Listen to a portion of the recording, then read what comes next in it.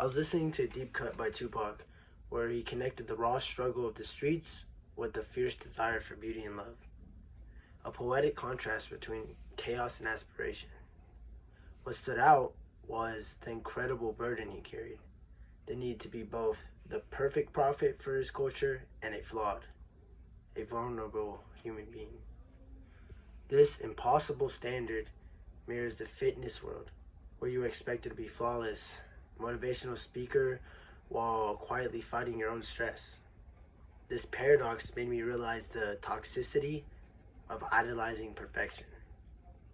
Today, we will learn about the problem of the toxic pursuit of perfect, because we must heal the people who are trying to heal us.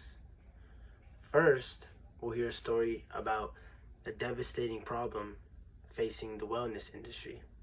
Second, we'll hear a story about the structural cause that keeps the problem hidden. And third, we'll hear a story about the realistic solution for this crisis. You know, the biggest fraud I've ever seen is the wellness industry. A survey by the National Wellness Institute found that the people selling you health are actually drowning. 55% of wellness professionals are reporting moderate to severe anxiety, and 47% have symptoms of depression. The harm is so specific, so insidious. When you're supposed to embody perfection, you start eating your own supply. That pressure is constant in every session, every post, every perfect smoothie bowl. Listen to Maria Rodriguez. She was a dedicated personal trainer who ended up with an obsessive exercise disorder and chronic self-criticism.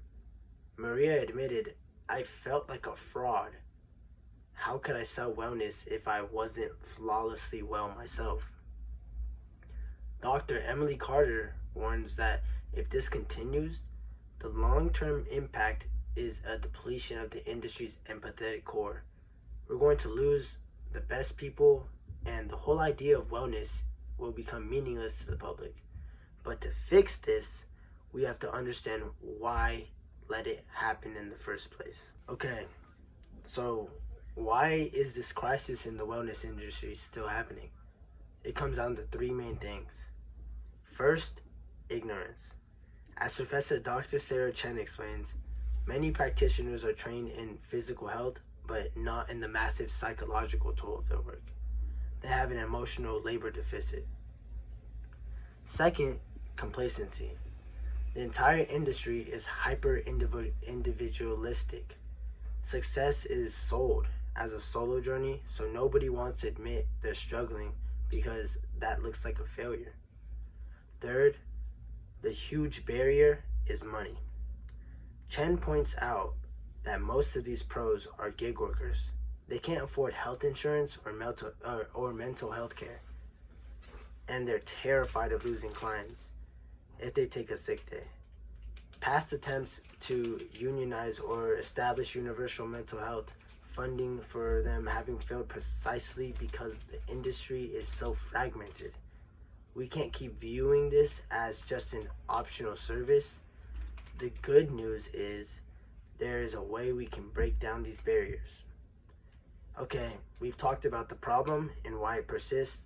Now for the fix. The solution starts small, with individual radical honesty.